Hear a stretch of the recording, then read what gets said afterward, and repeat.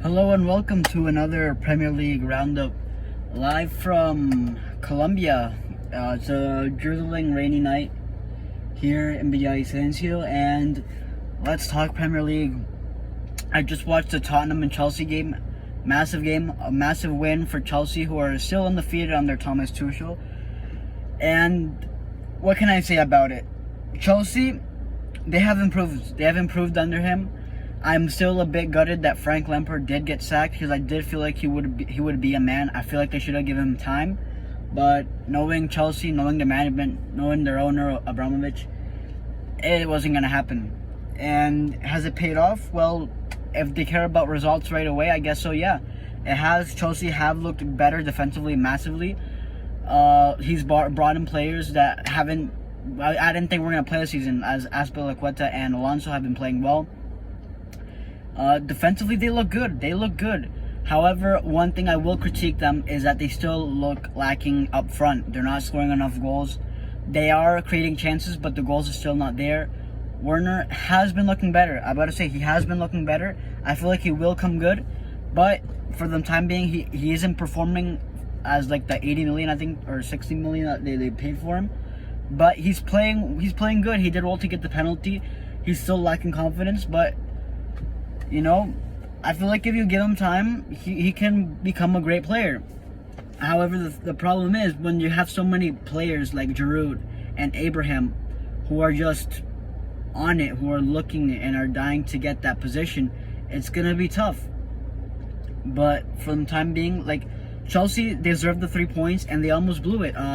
Vinicius got a close chance to header it for a tie for Spurs, and that would have been 2 points dropped, and they deserved massively the 3 points. And the only thing you can blame it on is that they're not creating enough goals. They need to create more goals, or else they might throw away those games. They haven't scored. They haven't been scored on since Thomas Tuchel joined. But again, that attacking needs to get better. And Tottenham just looked awful. They looked boring. They looked like they never wanted to win the game. They looked like they were never interested to play to win the game. They looked like every time they got the ball, they just wanted to hold it and not do anything. Like if they were winning in the 90th minute, 1-0, they were playing that the entire game. They never looked threatening going up top until those last often one every hour chances. They just look awful. They look terrible. I mean, it's not surprising from Mourinho. It is surprising that it's coming so soon, and it's coming very surprisingly considering how well they started this season. Because I was first one to go whoa, Tottenham, they're playing extremely well. They're not winning 1-0s or 2-1s. They're beating teams 6-1, 6-2. They were playing very well. Obviously, Kane has been injured, but even with Kane, they have tailed off quite a bit. They don't have a good backup striker. However, you can blame it on that Vinicius hasn't gotten enough minutes, and he's getting back into the groove. But those chances, you have to score them, and he could have cost them a point. It's just, they look so awful. And if you're a player, if you're a team that relies so much on one player that if he's gone, you can't beat a Brighton. You can't even play well. You can at least lose, but you can't even play well. It's not looking good. They need players to step up, or they need to buy players that complete a squad. Your squad can't just be Harry Kane and Son. You just can't. If you're not going to become a certified top 6 club, if you're like that. And I like Spurs. I really do. Mourinho, he's not going to get sacked. I don't know what it's going to be like. You have to see the next few games how they perform, because this could be the beginning of the end for Mourinho at Spurs. And we'll see, because right now they just look awful. They look boring. No players look like they have the interest at all. And that usually happens with Mourinho at the tail end at the clubs he's been at. We've seen it at United. We've seen it at Chelsea the last time. It wouldn't be the first time. So we'll see how it ends up, but it's not looking good for them. Top 4, I think, is very unlikely. Top 6, it's probably the most probable. However, there's so many good teams right now. Obviously, West Ham could pretty much, they're playing really well right now, but they could tail off. You never know, and Tottenham should be able to catch them. But if you're looking at Everton, Chelsea, Leicester, Liverpool, United, City, those are already 6 clubs that I think are better in every way as Tottenham right now. And you never know, Arsenal are playing well, and they could catch up as well. They've been playing very well the last month. So again, that's another team. So top 6 even is looking very, very tight. What I think they should do is pretty much just sack off the Premier League right now. Obviously, they'll be losing millions, but I think you have to just concentrate on the Europa League. Just put all your stuff in the Europa League, because they're not going to get top 4. That's like the only way they're going to get Champions League. And I think Mourinho is very good in what's it called, like a playoff situations or one-on-one games. I feel like he would be very good. He usually doesn't do badly in 2 legs. So I feel like they want to get Champions League. That's their only way to do it. And I think that they do have to, I don't know for how long. I think Kane will be coming back for the Europa League if it comes to the later knockout stage areas. So they just have to focus on that and probably get like a 7th, maybe 8th in the Premier League if it continues like this, because right now they're not looking like they have any interest in winning or scoring in games. So that's what I have to say about Tottenham. Very disappointing. Expected but unexpected from Mourinho. And you just don't like to see Tottenham after they've played so well the last like 3, 4, 5 years. They've really had 2 very bad seasons back to back, last year and this year. And it's unfortunate because this year started off so well. They were playing incredibly.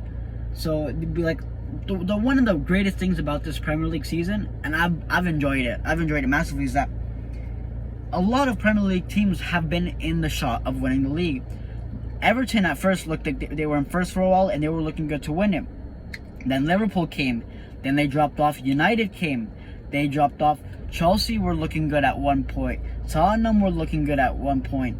City then came. Those are 5 teams already that I've named.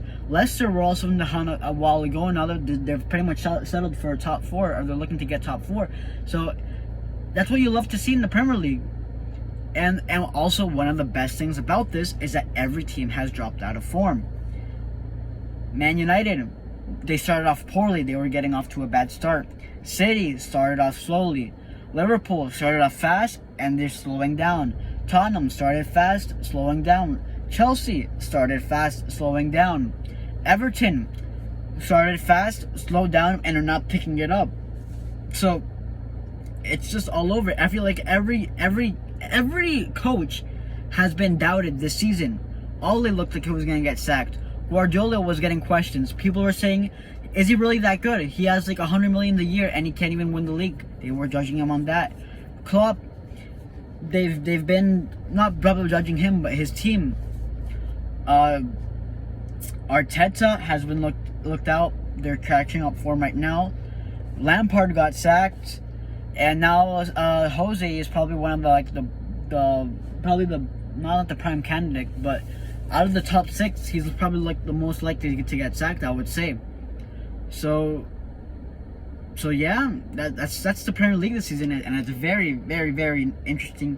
It has probably defined a City win. However, that top 4 battle will be interesting, as well as the City Liverpool game. That's going to be a massive game.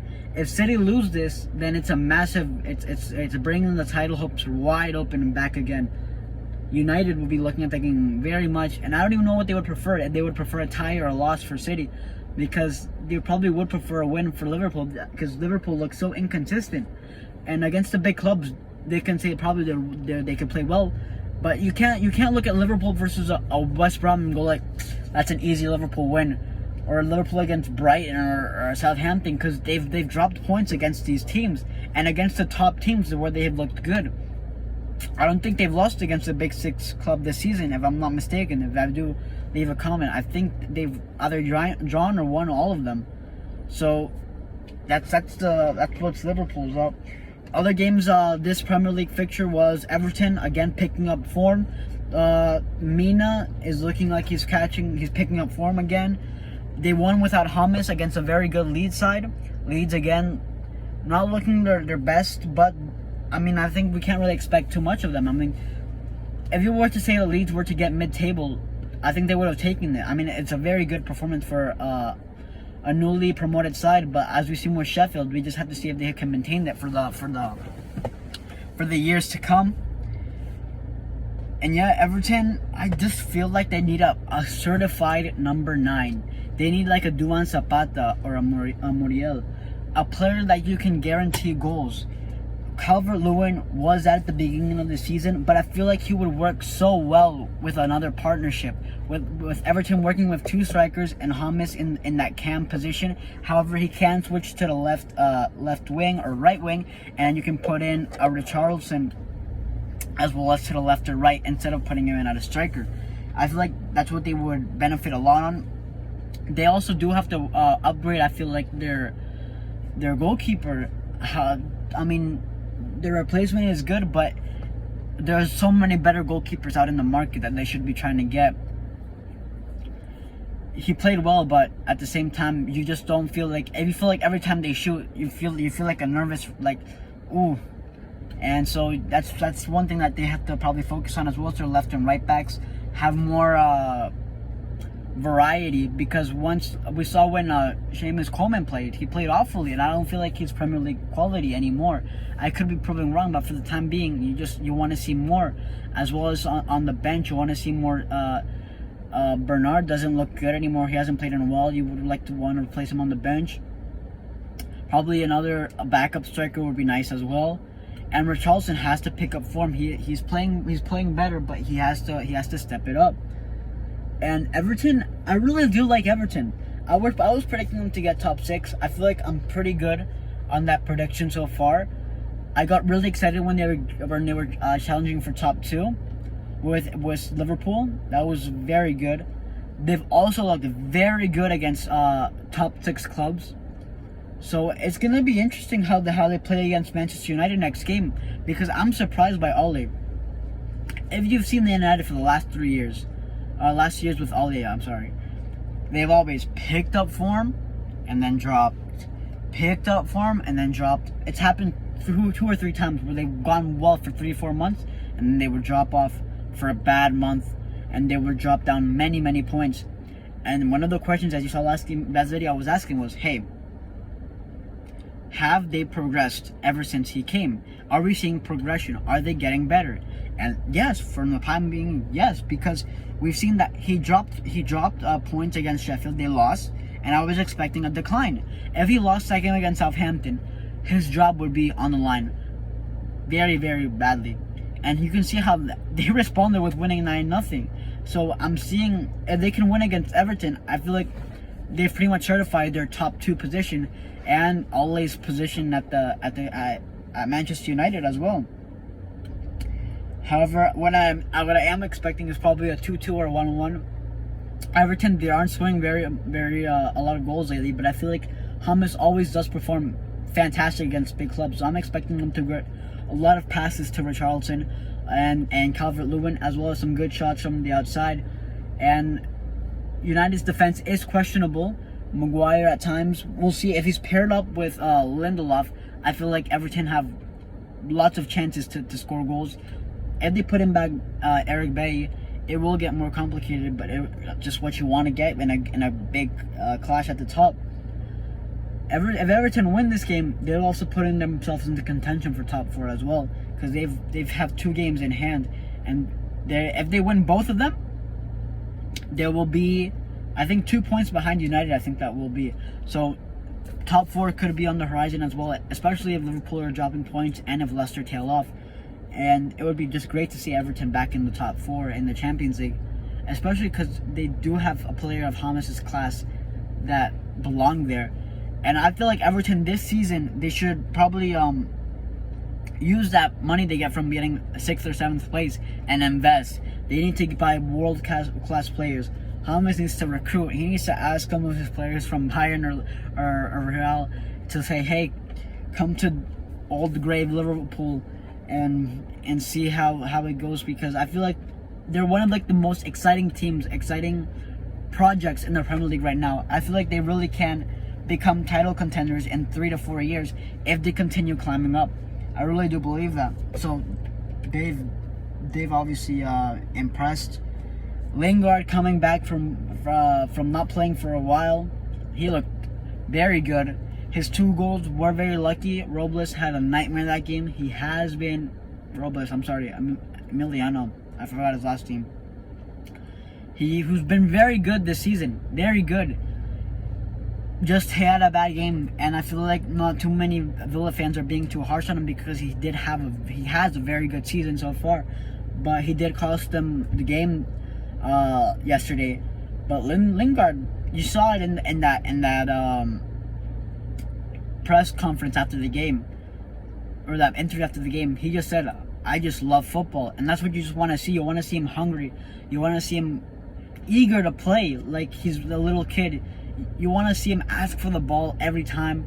You want to see him play well, because I feel like lots of people, it's like Lindegaard's a player you just want to see play well. You just like him. He's a very likable person. So, at least in my opinion. So you have to see him play well after missing a long time out. You just love to see. You love to see him out the haters as well. It's just great to see. West Ham are looking very good. However, as I've seen with Southampton this season, Aston Villa, Leeds, those traditional teams outside that were competing at the very top, they've all tailed off recently. So I'll give them 3 or 4 fixtures to see if they're for real. If they impress me for those 3 or 4 fixtures, I'll back them. But for now, I'm still edgy. I feel like they will get top 10 this season. Top 6, top 7. I just don't think so. I think if they get a top 8, that would be pretty fantastic.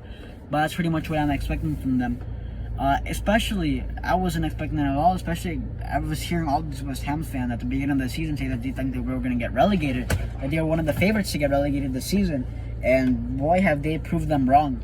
Absolutely not. Relegation is not an option. I feel like if they lose every single game from here on out, I still think they won't get relegated. So they've played very well, and hopefully that money will help the team financially and help the team improve their squad for the future, because West Ham has always been a pretty expensive team, and they've always had very box office players. You can't see the same for like a Southampton, who, I mean, I'm not going to rant about them again, but Southampton have never had a star player that they've bought. Southampton have never spent 40-50 million players on a player, and everyone's like, oh, how is he going to do? They've always probably bought them when they were well known and raised them up, which is what you like to see, but then they'll just sell them off and they'll just use it as business. I want to see a Southampton spend 40 or 50 million on one player, on a class player, for us to rally behind, to show that they are interested, because Southampton, it's hard being a fan, man. They just look like we're just happy to be here, and I don't appreciate that.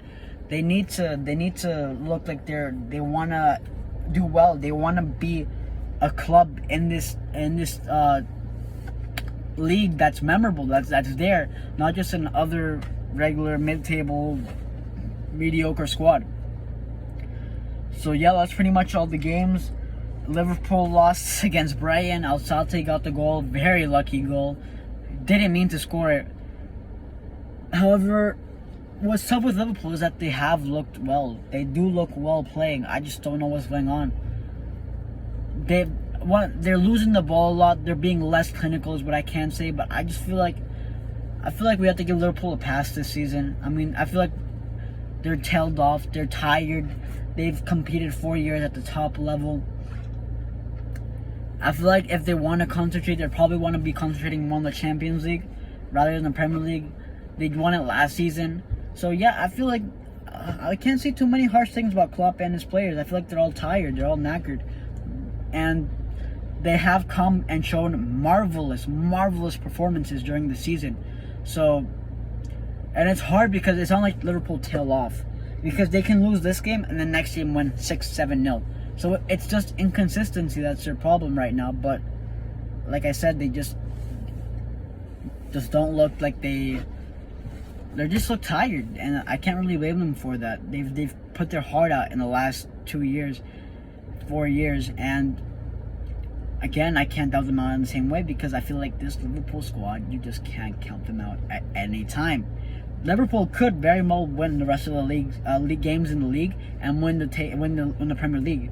That could happen. I mean, this team with Klopp under their management can do anything they believe. So I never want to count them out, but what I'm saying is that it is probably less likely that I feel like their title challenge is for now most likely over. Not completely, because they very well could win it, but I just don't see it. And a very, very crucial win for Brighton. They're in that relegation slot very much. They've just overtaken Newcastle with this win. And yeah, that relegation, it's hard because I like all the teams. I wish like no team got relegated this season. I really like Fulham. I feel like they have a team that is Premier League quality. West Ham I really just don't care about, but I hate seeing records lost. And what I mean by that is I don't want to see Sam Allardyce get relegated, because that's pretty much what he's known as, the relegation specialist in avoiding it. So I don't want to see them get down because of that, and because look at all the teams have won all very crucial games. Newcastle, as much as everyone might hate them, their own fans on how they play, they got good wins. They got a draw against Liverpool. They beat Everton. They've gotten points where we were not expecting them to get points. Crystal Palace have looked very well. Wolves, over the last 2 or 3 years, have looked very good. This season, not so much because of Raul Jimenez's outing. And they are in the relegation battle, but it's not like if they lose 2 games in a row and Newcastle or Fulham or Brighton pick up points, they drop right back down. So it's looking very good at the top and at the bottom of the Premier League table. So hopefully it continues like that. And yeah, I'll see you guys after the next fixture. I think it's this Saturday. So I hope you guys enjoyed my video. And yeah, Premier League really is the best league in the world, I gotta say.